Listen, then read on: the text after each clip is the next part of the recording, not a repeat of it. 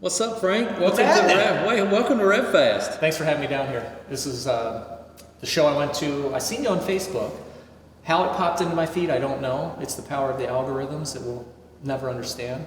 And I said, that looks like a kick-ass show. Yeah. And my wife and I came down with the car, and it was phenomenal. Thank you. So I will be here for the duration of the season. And you drove a long way, right? Yeah, it was like 45 minutes, hour drive. Totally worth it.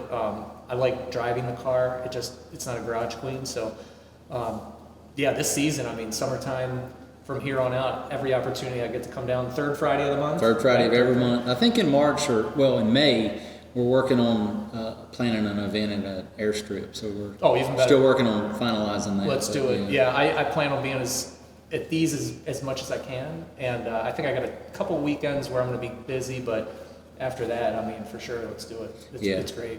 It was so cool when you come pulling in. You had the GoPro all mounted to the car, and I was like, "Oh, this guy means business. He's coming up filming. He's ready to either do burnouts and mess us up and get us in trouble, or he's going to film some content." I would never do that. That's the takeover crew, right. And that's a shame because these people they bust their ass to get these events. Yeah, they call the local police things to work with them. Hey, they're putting their name on this event. If it's in a parking lot in a mall or it's at a legit thing, and then people come and ruin it, and they don't understand.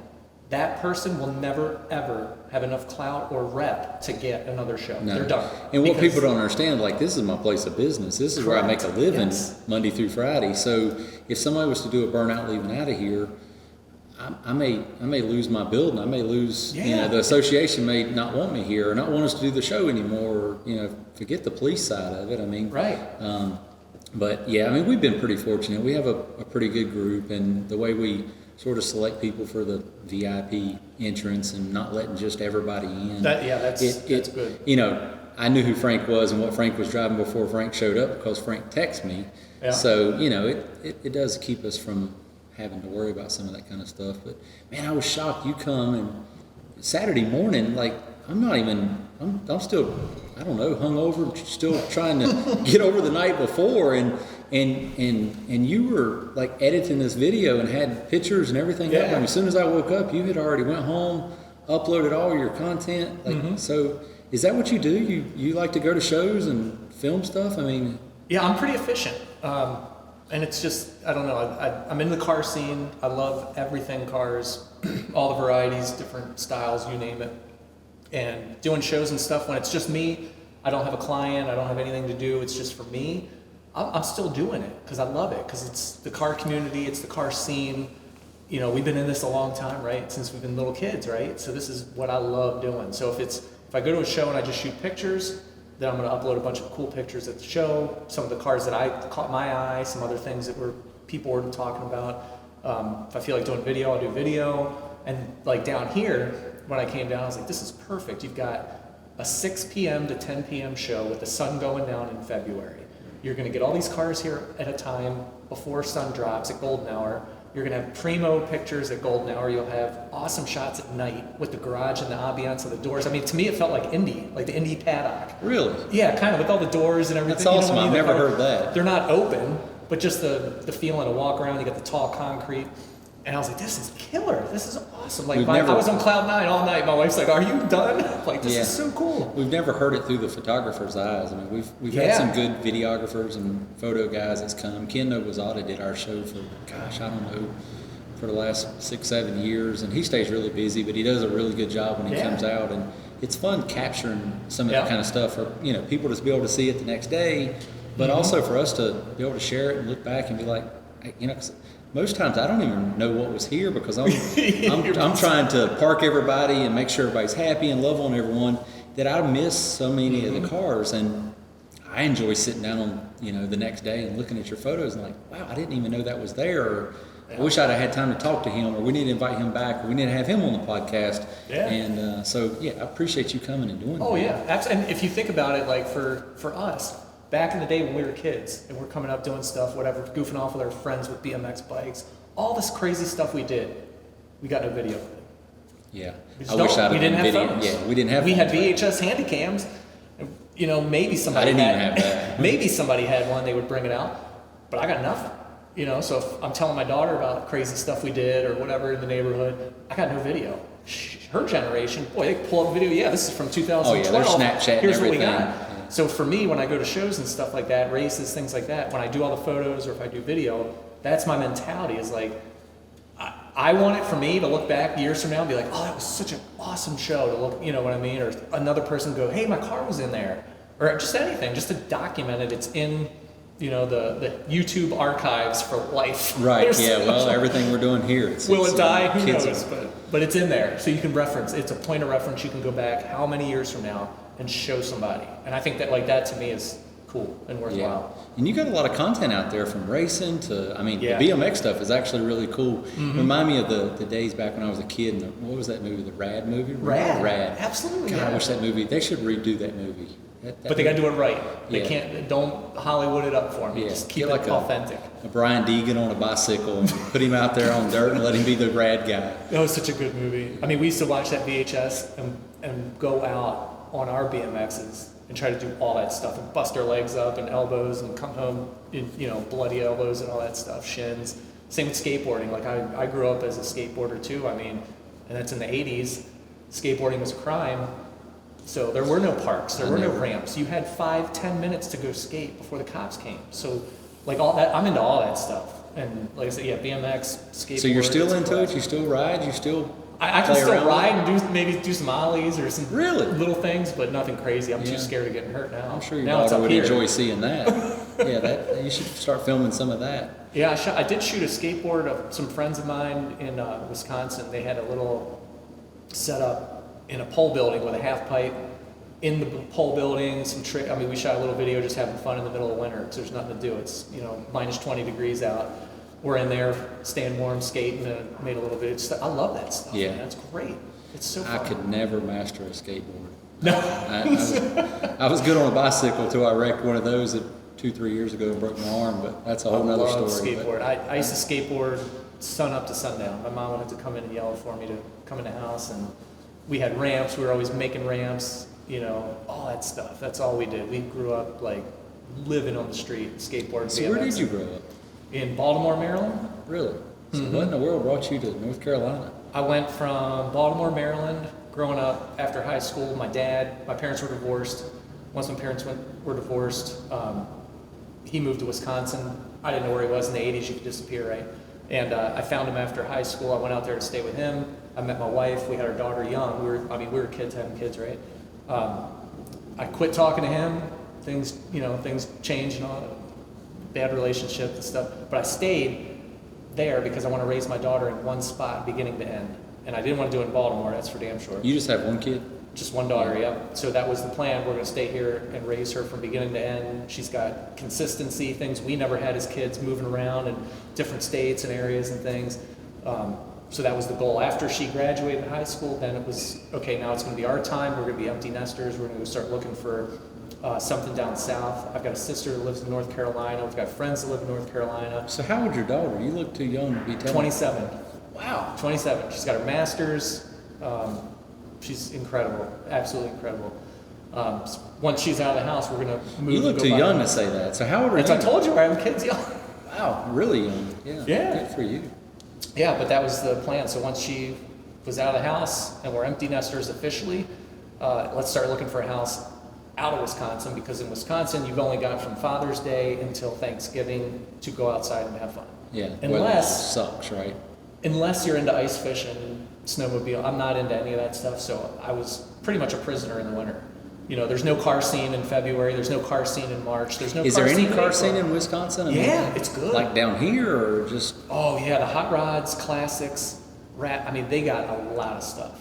Lots of stuff. The only thing maybe they're lacking would be exotics, things like that. There's Lamborghinis and all that everywhere. Really? Yeah, they're all over. There's an exotic scene up there. It's a small niche, but overall, the classics and the hot rods, there are absolute gems up there. But Really? they never drive them. Because they stay indoors 6 months out of the year. Yeah, they're mostly indoors. The racing scene is great up there. I was always at Wisconsin International Raceway. They got some good drag racing.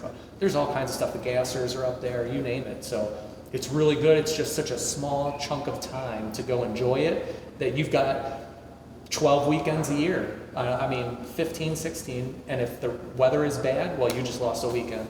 Now, did you work in racing ever, or what was?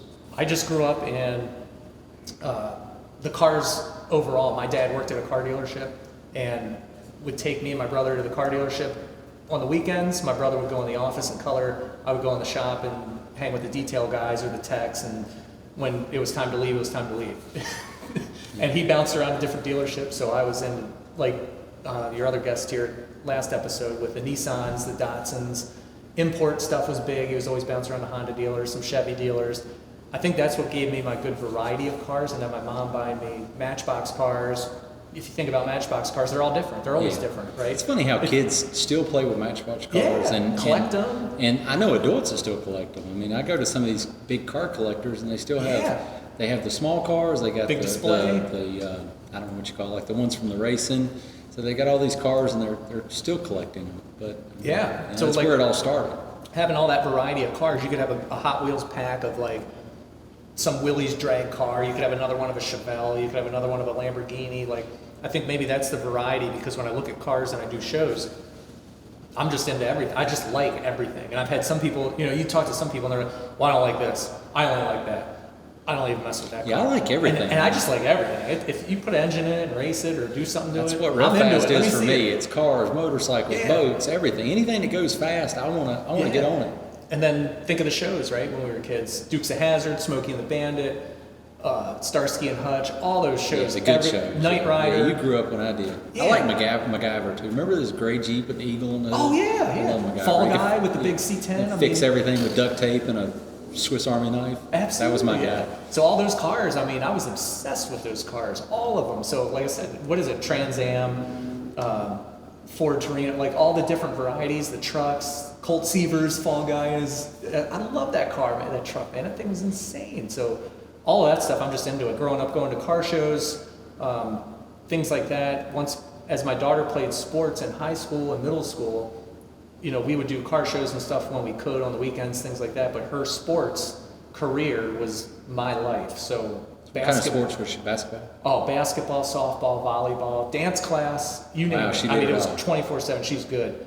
So we would go to all her practices, all her events, tournaments, and I'm sitting there shooting pictures all the time. And then I go out and shoot pictures of cars. So after, like I said, she's out of the house and we're empty nesters, well, now I can do car stuff more. So that's why when I look through your content, you've got everything from skateboards, bicycles, snowmobile, and I mean, I look at there was even a photo of like motorcycles on ice or something. Yeah. Well, where was that at? Up there? That was in Wisconsin on Lake Winnebago. Really? If you look on a map, it's between Green Bay and Milwaukee. It's like 30 miles long.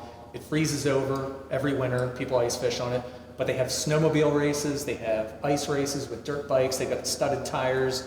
And those shots were from some warm-ups to guys just out there having fun on a Saturday. I mean, it's cold. It's miserable. It ain't fun, right? My finger is like numb from taking pictures. I'm all bundled up like this.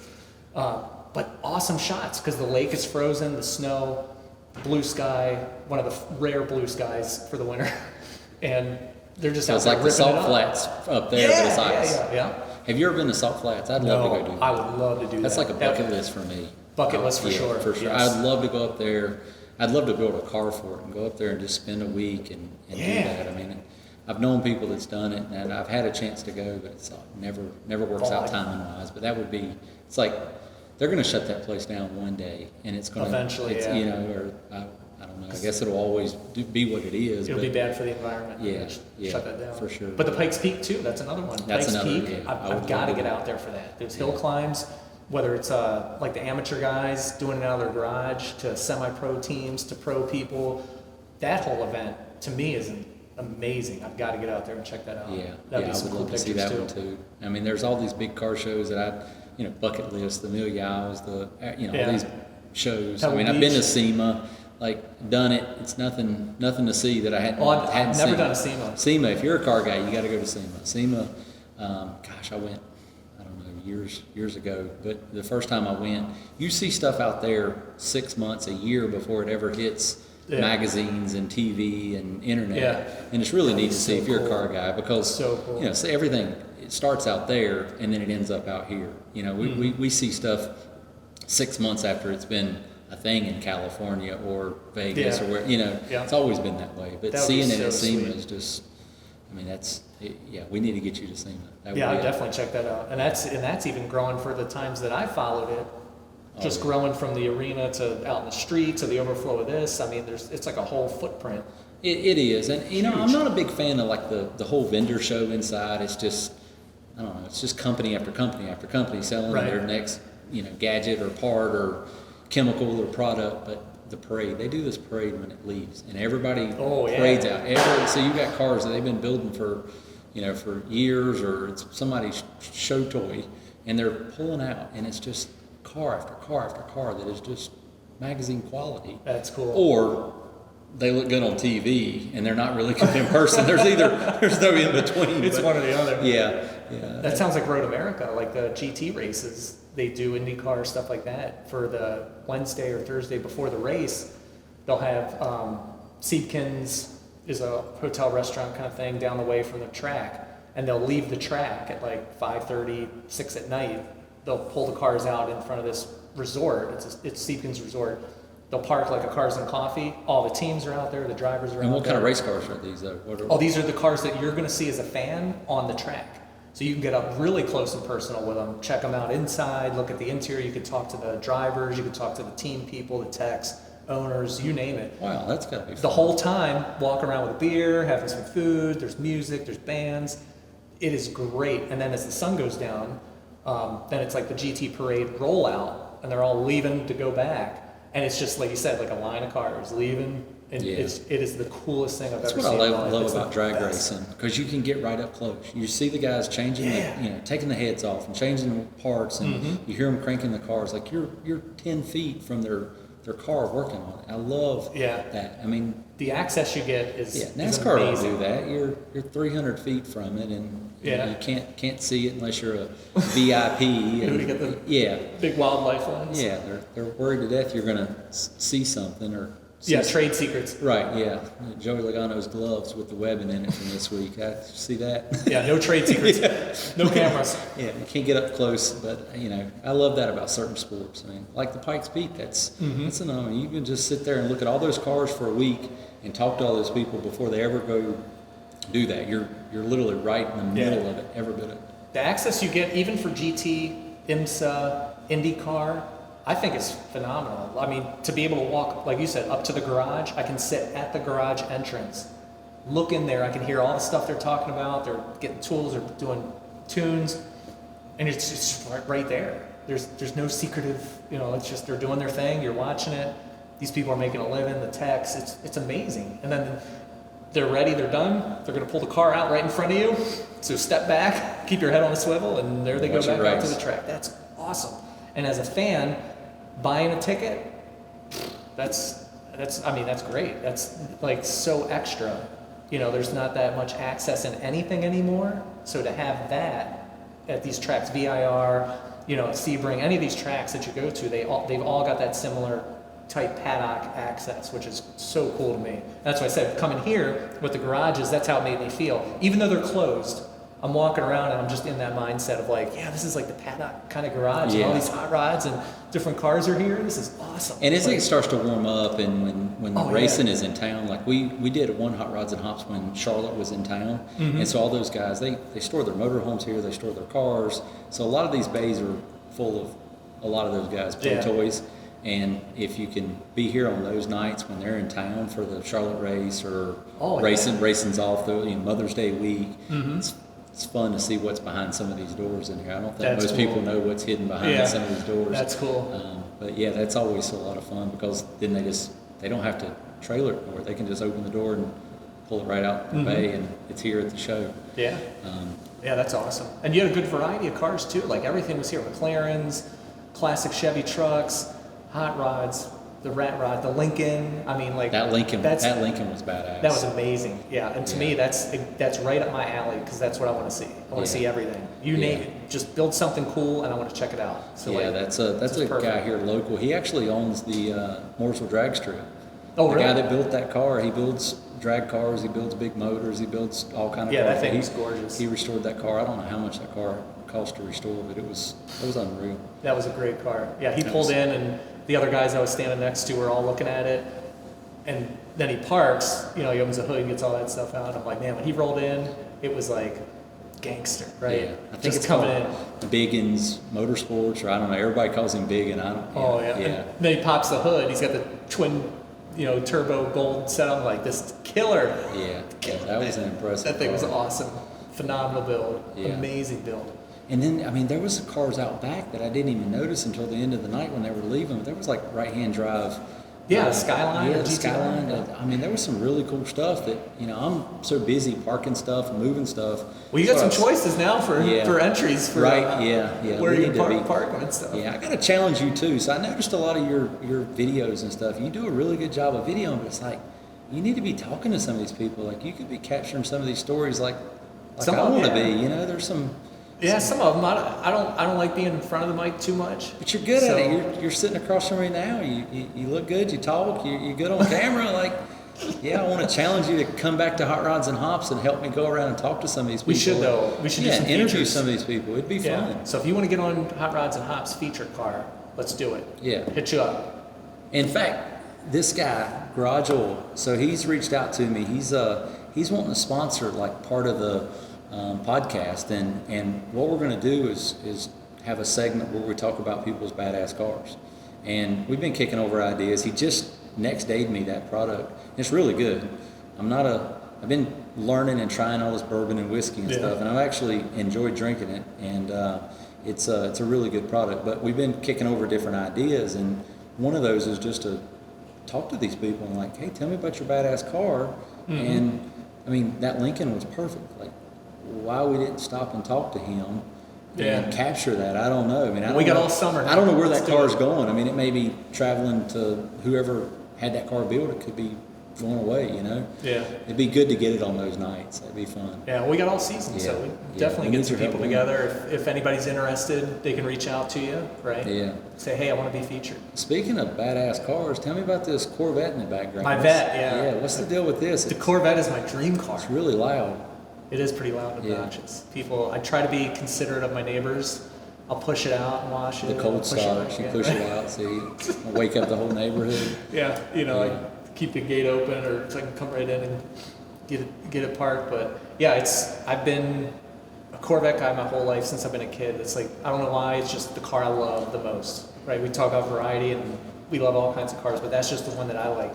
I got pictures of me in Corvette shirts. My mom wallpapered my room in Corvette. Is that your first Corvette? First one, yeah. I've been obsessed with it forever. And back in the day, I loved all the classic Stingray split windows. That was my favorite. And then the 80s, the C4, C5s, 90s, they come out, they're like, yeah, these are really cool. And then the C6 comes out, and I was like, that's the one right there. Because, I mean, for Chevy, that's their pinnacle, right? That they improved upon the C5. The C6 is the culmination of everything, and that's the one. That's just the one I've always loved. I love them all. I love the C7, Stingrays. What about the I think those C8? are cool. Are you a fan of it, or have you drove it a whole lot? Or I've never driven them, but the C8 to me, stock is cool. It's badass. I like it. But I just don't. I like the track version more. I see the GT3s and IMSA, the Aero. Then I like it even more. I'm like, that's what I'm after right there. The bone stock. I think it's cool. I like it. It's got the Ferrari-esque doors. It definitely looks like a Ferrari. Profile. I mean, when you see it coming, even being a Corvette guy, you look at that car and you're like, what is that coming at me? Especially some of the more flashier colors and stuff. But I think it looks better. The Z06 is definitely a far better looking car. I'm just not a fan of the interior. That whole center section that I know is like some kind of backbone of the car, suspension, all the little strip of it's like all the buttons and HVAC and everything. It's everything. Yeah. It's got too many buttons. Like that. I mean, that car is so beautiful, and then it's got 100 buttons down the middle. Creature comfort. Why do you need all the buttons? You got a touch screen on every car, and I don't understand that. But that's the only thing, and I don't have one, and I can't afford one, so maybe I shouldn't even say that. But I don't know if I'll ever get into C8 territory. Probably not. But that's another reason I like the C6. There's no tech. I don't want the tech. I don't need collision avoidance, cruise control this. I don't need all of that. Like if I go to my mom's house and I visit, she's got a Honda, whatever. I jump in there. I'm sitting there turning off everything before I even leave the house, right? I don't need to mess with all that. I don't need 50 alerts alert me to want, pull in the lane. good horsepower. I just want to go drive the car and go to the store for it or something, right? But the C6 is great because there's none of the tech. I don't have any of that. I got a little heads-up display that's pretty cool. You know, I get the basic heat and cold air. You know, it's got AC and everything. That's fine. I got a regular radio, no system. That's all I need. That's all. So what all's been done to it? Because it doesn't sound like it doesn't have anything. It's got something done to it. It's what all. Yeah, it's got a few things. It's a collective build. The motor's completely built. Brian Tooley Racing internals. It's got the East Coast supercharged, you know, Paxton 1500 SL. It's meth injected. No, you know, no flex fuel stuff. Wow. The 08 differential in there. Two-step MSD two-step. I mean, it's packed full of fun stuff. Big heavy clutch. It's a Mantic M900 clutch that's just. I've seen you struggling backing it in, so I was just that pedal. My wife won't drive it. She's like, I don't want to mess with that. It's too much. Yeah, she was nice. She was out here. She bought some products from me. Yeah.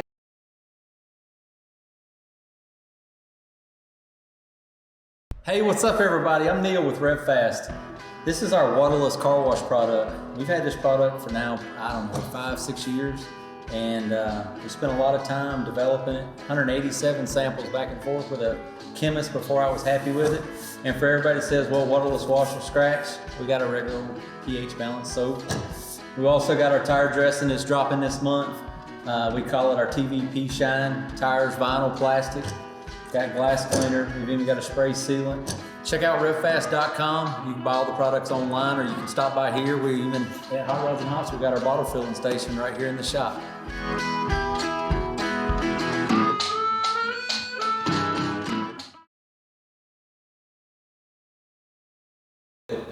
And the product is good stuff. Awesome. The cleaner, we got this one here. The waterproof car wash. Yeah. Great stuff. And I used it on the interior. Did it work good on the matte finish? You liked it on that? Yeah, so the car's wrapped in matte. It's a matte satin kind of green. And you can use it on there, no sweat. Takes off any of the blemishes because everybody's got to touch the car at a car show, right? For sure. Like, especially when it's matte. Everybody has to rub the car. They do the same thing on my Cadillac, the fin. They have to rub the fin. Yes. It's like you can feel the highs and lows in the clear where people's rubbed on it. I don't understand what it is with people wanting to touch cars. They're not car people. Car people don't touch cars.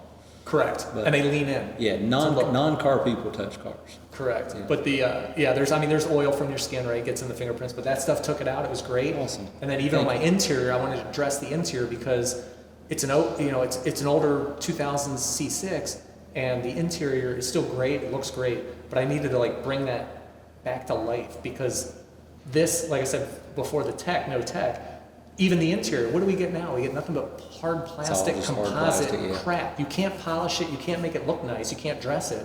That is still that nice old school kind of dash material, whatever. I don't know. I'm not an expert on that stuff. But the cleaner helped get my base, and then to dress it brought it back. That's awesome. So it does work. Using it. Yeah, it does work. It's got a good smell to it, right? Oh yeah, absolutely. It smells good, and I get that nice glossy, wet look. Like if you look at a car that's full of clear, you're like, man, that thing just looks wet. It looks nice.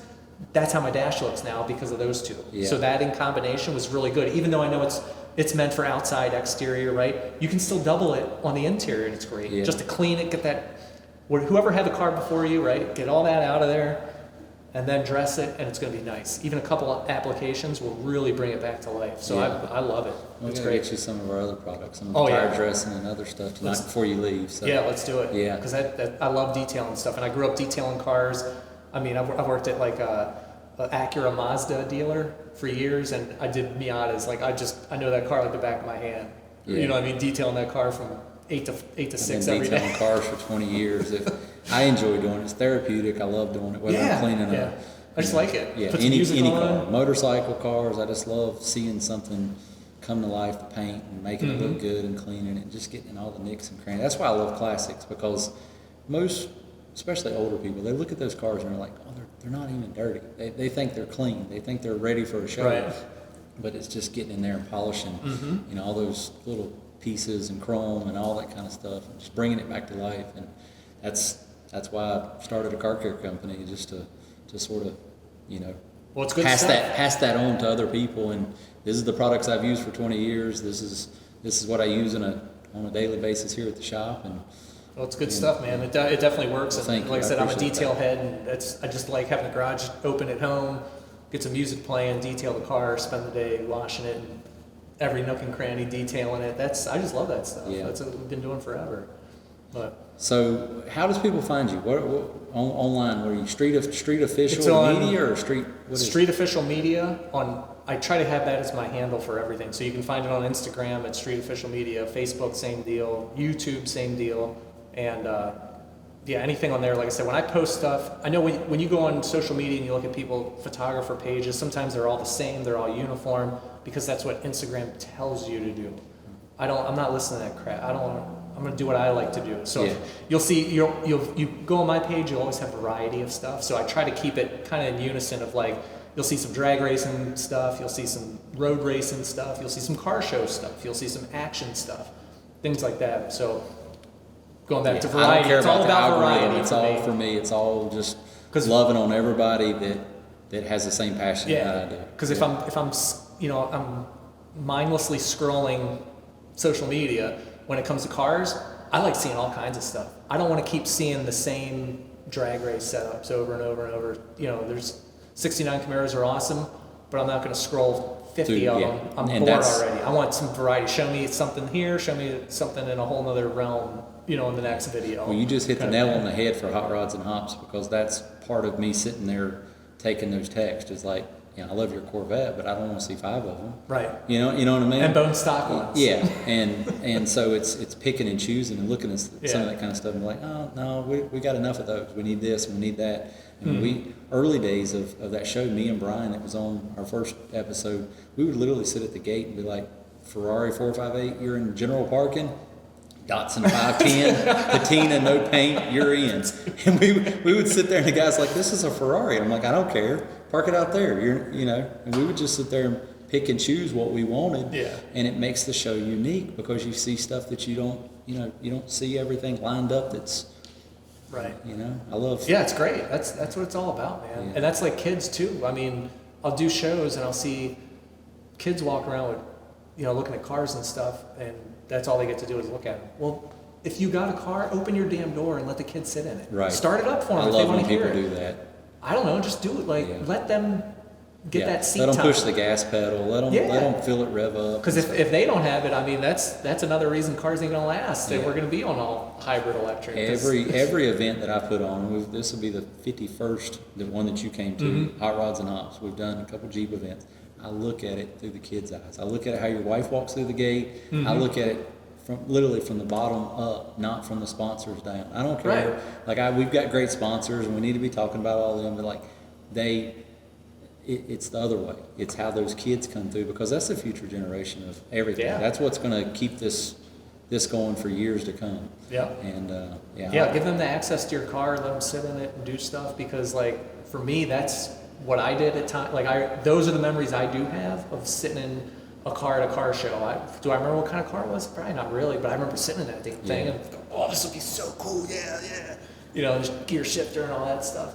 Even at the dealership, that's what I used to do as a kid. If there's nothing going on in the shop, I would come back into the showrooms and I would just sneak into a car and bang through all the gears. Just sit there this is going to be how you learn. Just go through it and figure out how they start. Yeah, look at all the buttons and dials and all that. I would just sit in there for hours. You know what I mean? Until I get yelled at and the salesman go, get out of the car. What are you doing? You can't sit there. Yeah.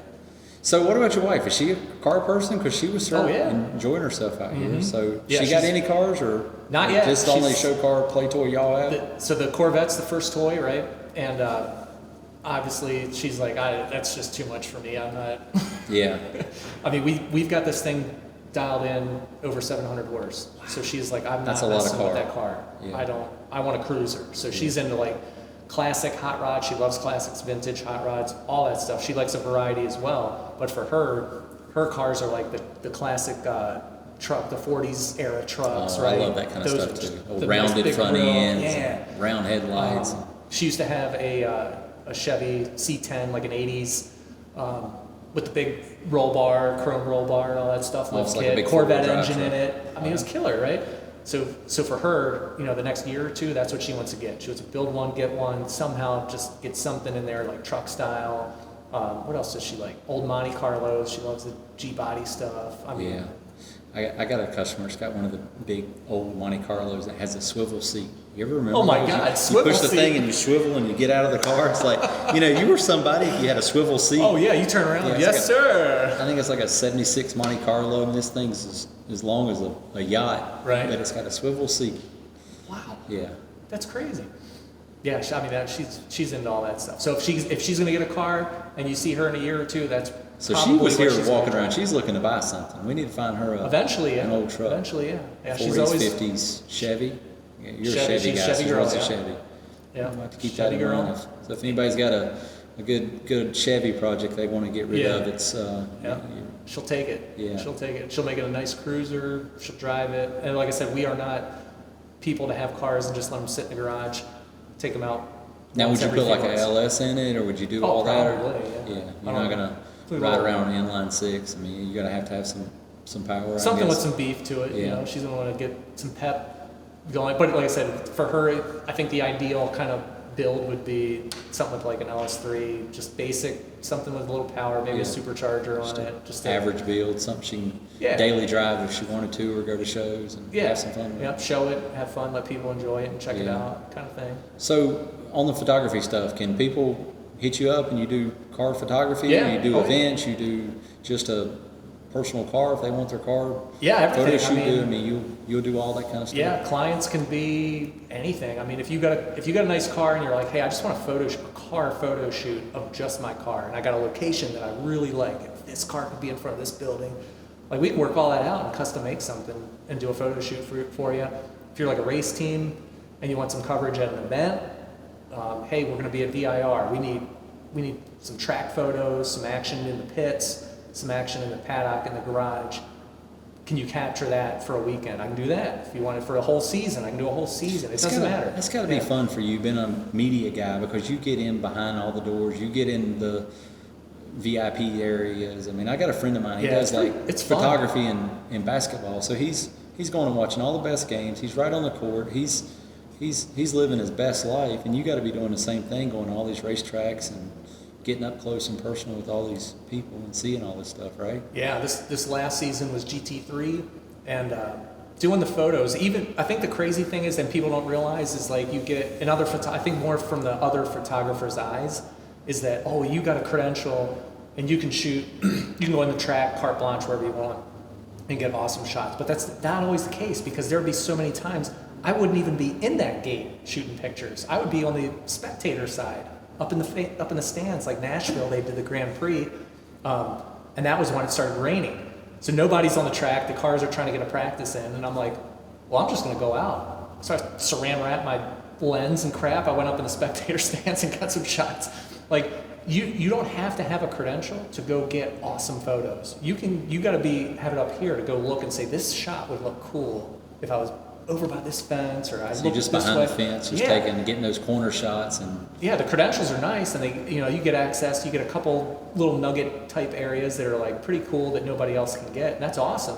But a lot of the stuff I do is not even behind. It's not even in that fence. It's on the outside Really? of it. So anybody could buy a camera and go learn and Yeah. get those shots and do that kind of stuff. yeah, VIR. When I went to VIR last year for IMSA, there was people as fans that had better gear than I have. Crazy gear. They got like 600 lenses and stuff. I'm like, where do you put all the pictures at? I don't post them. I just keep them. I'm like, wow. What's your favorite event that you've captured photos at? What is like your most, if you had to say, like, I was with TKO Motorsports this season, and it was GT3, and they won the championship. And they had to win it at Indy, and they had to place on the podium for the weekend to and that was an secure the deal. IMSA car, or what was that? No, that was the SRO GT3. Oh, okay. And that, you had the little bit of pressure that you got to finish strong. I mean, the whole racing stuff is so cool. But to finish, to have your chips are all in. These two races are nothing, right? If you want first overall, that kind of juice being in it was so fun. Been there on the winning podium and been right there amongst all that action and the win. Yeah, and it's just when you go out and you're shooting pictures, you're planning okay, well, I've got 3 laps to go. I got to make sure I can run all the way over to the podium. I got to make sure I can switch cameras. I can do this. I can get video here. I can go get photo there. So just all that planning in my head is that was so fun. And then to have it play out where you're like, because I mean, the day one of the season, you're like, maybe they could win the championship. I don't know. Like, that would be cool. And then you're that at the very end, last race, like, it's going to happen today. You capture All he has to do is finish on the podium, and he finished back to back. Like, killer. So yeah, I'm running here, running there, and the celebration of it all, and just all the hard work the team puts into that whole season is off the charts. Everybody's got a job. Everybody was like, just the electricity and the camaraderie of the team was amazing. Well, no wonder you made filming out here at Hotrods and Hops look so easy. You're used to running all over VIR. We've only got 100,000 square foot to run around. Oh yeah, I run ragged. I mean, and then we take golf carts too. So we take some golf carts and hop around the bigger tracks, but a lot of it, I just run corner to corner, spot to spot, and try to lay it out on a plan and say, hey, this is, turn 3 is good, but boy, the sun's going to be over here at 1 o'clock in the afternoon. I'm going to go over here, get some sunset, things like that. It's really a lot of planning.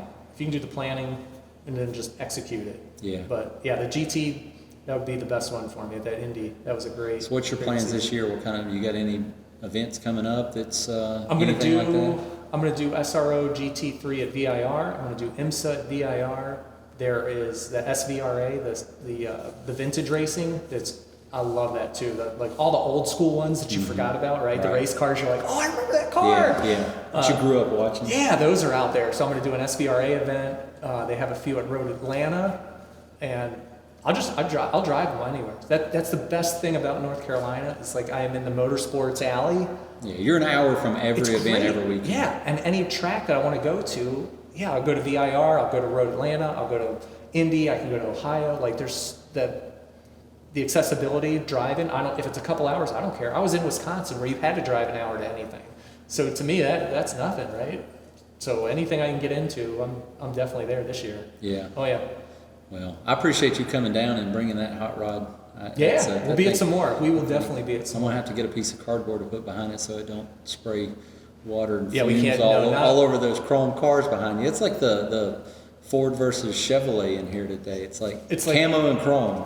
Camo and chrome. Camo and chrome. That should be a whole episode right there. Camo and chrome. Yep. But so everybody needs to look up Street Official Media, and if they need any shoot photos. me a follow. If you want to do photo stuff, just reach out, let me know. And like I said, I know a lot of people that buy the book, different categories, and I'm pretty freestyle on everything. Because you don't want to film a wedding, but you're good. Yeah, with no the weddings, car stuff. no weddings. I can't do the weddings. I can take a car and position it and and have the car move like this, but I can't corral 20 drunk people at a wedding to go do a nice photo shoot for the bride's mom. Yeah. I hear you. But yeah, anything. Well, I appreciate it. Thanks for coming. Thanks for coming by RevFast and Hot Rods and Hops, and I can't wait to work on some of this new stuff with you. And I'm gonna challenge you to help me at the next show to talk to some of these people and anything film you need. some stuff. So yeah, anything you need, we'll get it awesome. done. We'll make this a really, really good show here for 2024. It's going to take off. Yeah. Well, thank you, Frank. Appreciate it. Absolutely. Be good.